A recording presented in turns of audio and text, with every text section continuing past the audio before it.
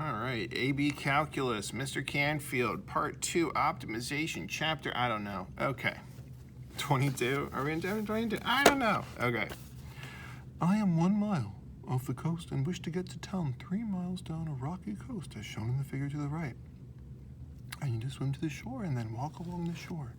At what point X should I swim along the shoreline so that the time it takes to get to town is a minimum? I can swim at 2 miles per hour and walk at 4 miles per hour. Complete the chart. Okay, so we're trying to get to town, right? There's town.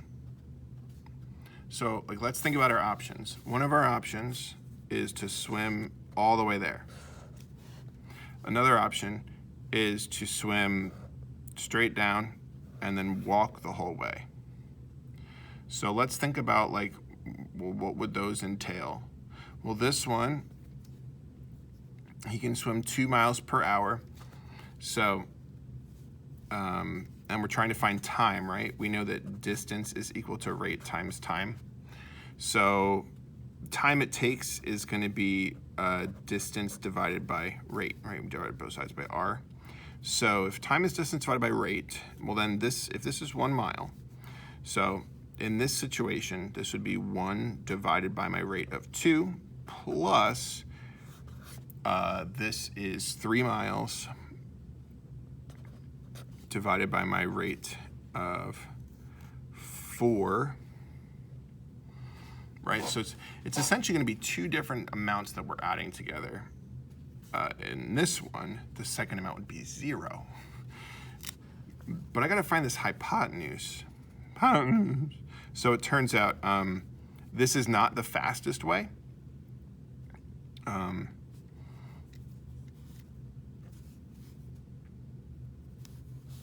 And he kind of gives us a clue about how to approach this here. So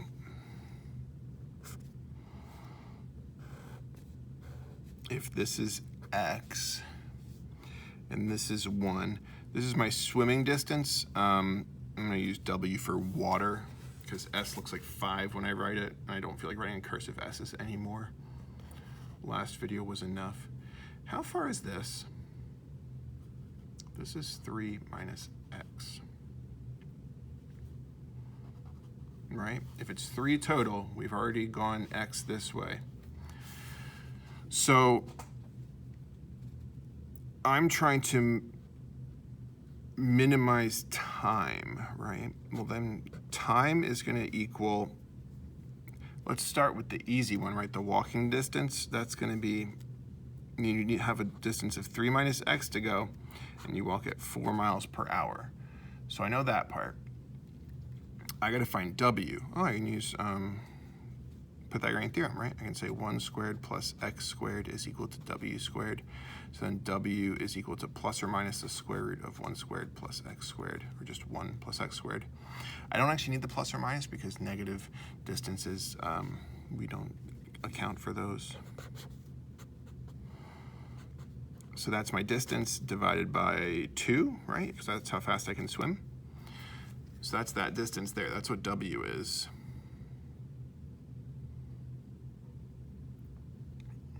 Cool.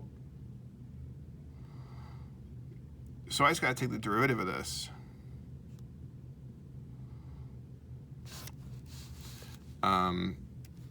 So this derivative is pretty simple if you remember chain rule and if you remember all the moving pieces. Wait, that makes it sound complicated. Oh yeah, right. This thing over here,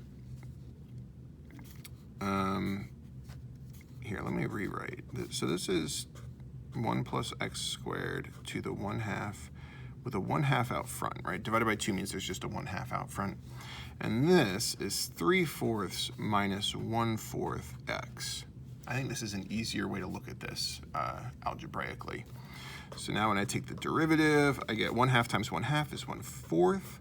1 plus x squared to the negative 1/2. We're subtracting 1 from that. And we multiply by the derivative of the inside, which is 2x. Derivative of 3/4 is 0. That's minus 1/4. Okay. So set it equal to 0, start solving. So I'll set this equal to 0. I'll add the 1/4 to both sides. I can divide both sides by 1/4 and cancel the 1/4.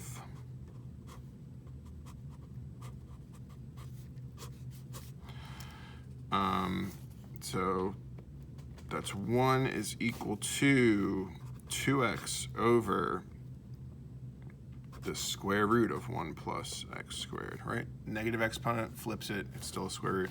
Multiply both sides by the square root of 1 plus x squared. I'll square both sides and get 1 plus, so square and square makes the square root go away.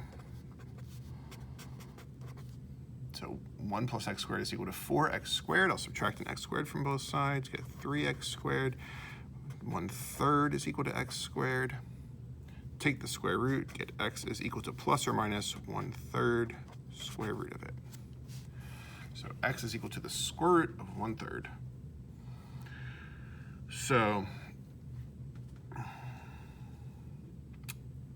at what point x should I swim to along the shoreline? So that, okay, so you should swim to square left hand. Excuse me. This is approximately 0.577 miles. You'd be allowed to leave it as square root of 1/3 miles. So cool.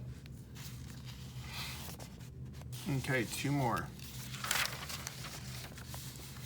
Show that the dimensions of the largest area rectangle that can be inscribed into a circle, radius 4 is square. Then show this is true no matter what the radius of the circle is. Okay. So circle takes the square. Wait, no. This is 8. This is x. This is y. Okay.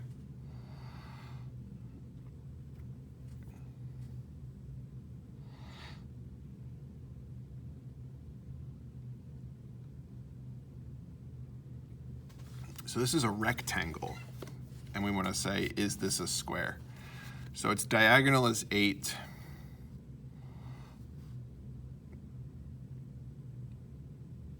So largest rectangle, that means we want to optimize the rectangle. So A is equal to xy.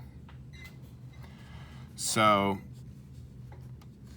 I'm going to have to go in and get rid of one of those. We do know that x squared plus y squared is equal to 8 squared, because even if it was a rectangle like this, and that's 8, x, y, well, it's still a right triangle, so we're good.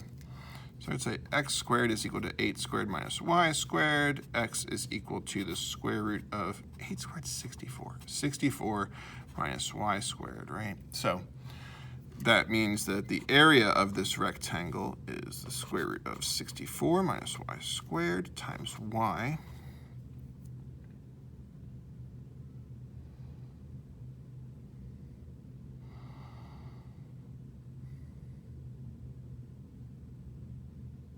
And now we just got to do our optimization. So we just got to take the derivative. So a prime is equal to, I got to do product rule. All right.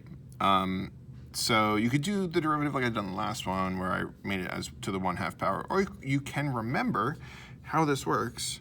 The derivative of the inside is going to go on top. It's going to be 2 root the stuff on the bottom. Always happens like that. So those cancel.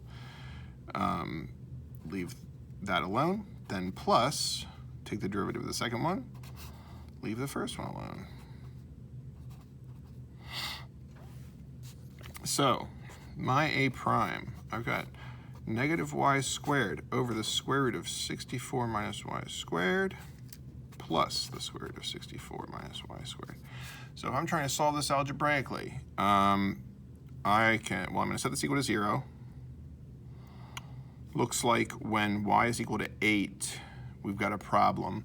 Look at that. If y was 8, then these two sides would be equal. And you can't have a triangle. You can't have a right triangle. And seriously, if you don't believe me, cut pieces out if I had, you can't have a right triangle with 8 here and 8 here.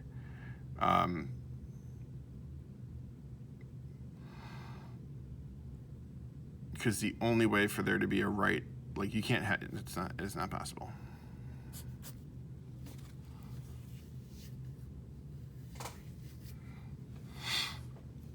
The hypotenuse has to be the longest side if it's going to be a right triangle. Okay, so that's a domain problem, and anything bigger than 8 is a problem, and yeah, that works with the square root. So we'll set it equal to 0. I'm going to add this to both sides.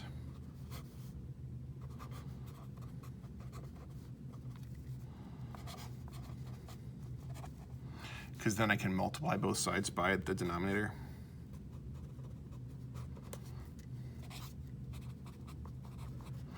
Because then the square roots cancel, and we get 64 minus y squared is equal to y squared. I'll add the y squared to both sides.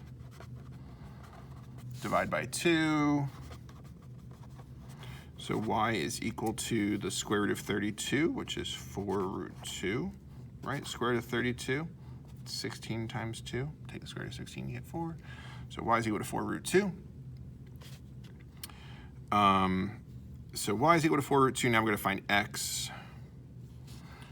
So, actually it'd be easier to leave it as the square root of 32 because I'm going to be doing x squared plus y squared is equal to 64, 8 squared, right? So x squared plus square root of 32 squared is equal to 64. X squared plus 32 is equal to 64. So x squared is equal to 32. So x is equal to square root of 32, which is 4 root 2. So x and y are the same. We already knew it was a rectangle with the sides that are equal. It's a square. That's where we get our biggest area. Done. Now it said do this with any radius. So instead of having an 8, we're supposed to do it with an r. This is an interesting exercise. So if we went through and changed all the 64s to r, so like x is equal to r squared minus y squared.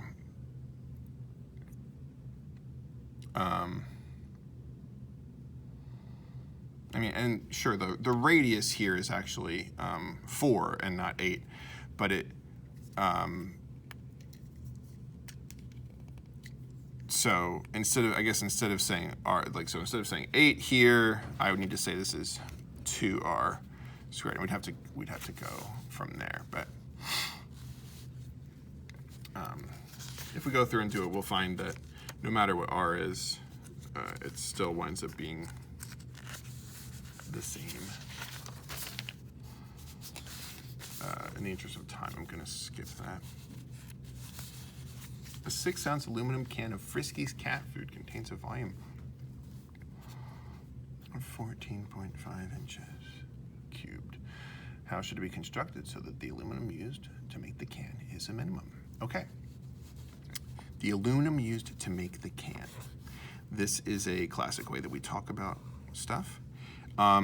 This is a surface area that we're trying to optimize. We're trying to make the minimum surface area. So if you think about how this is made, you've got a circle on the top, you've got a circle on the bottom, and then you actually have a rectangle in the middle. The rectangle's just wrapped around. So if I think about this, I could say surface area, and I like to use SA. You can just use A, but I use SA. The surface area is going to equal pi r squared and pi r squared. Those are going to be those two areas. So I can say 2 pi r squared. But how, this rectangle here?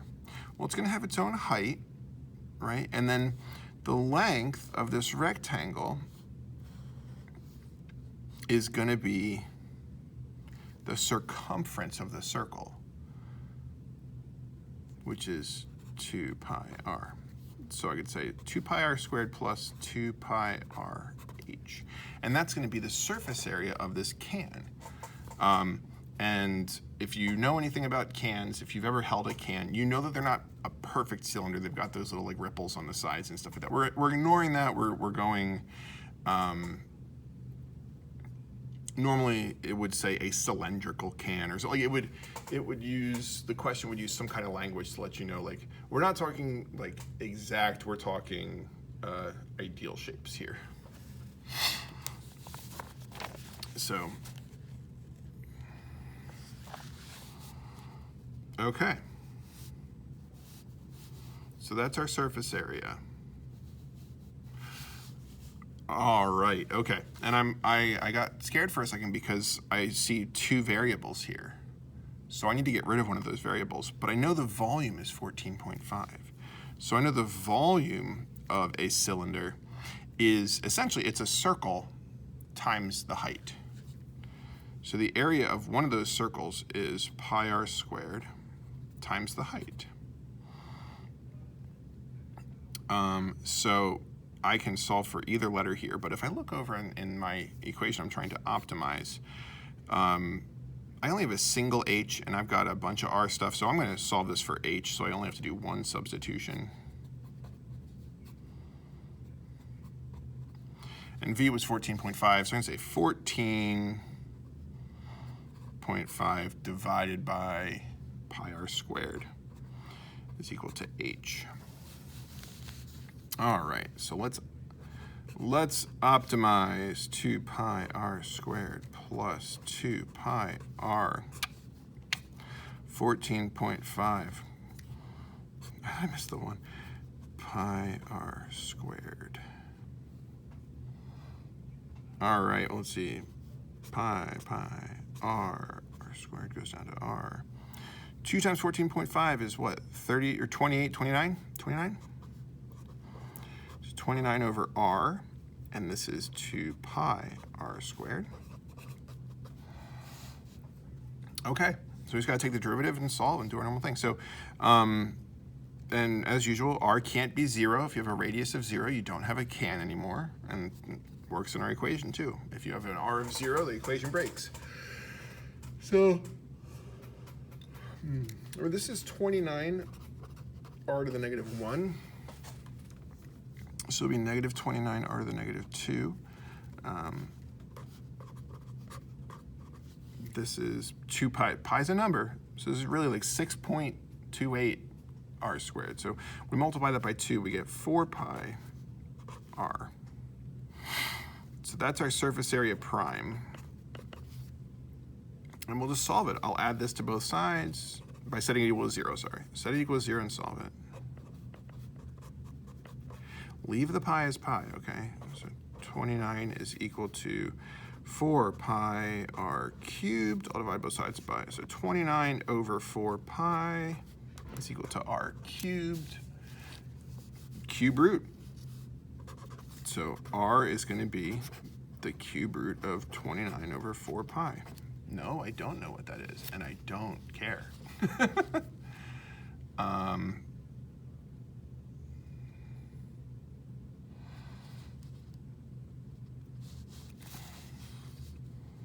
It says, how should it be constructed? So it should be constructed with this as the radius, and the height, oh yeah, I've got my equation from earlier. All right, I'm gonna do this nasty.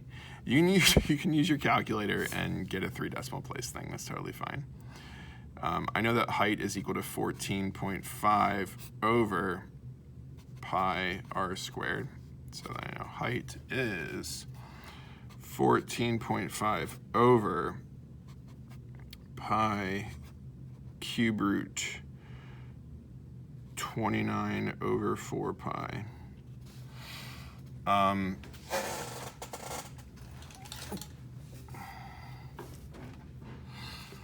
I'm not supposed to leave fractions inside fractions.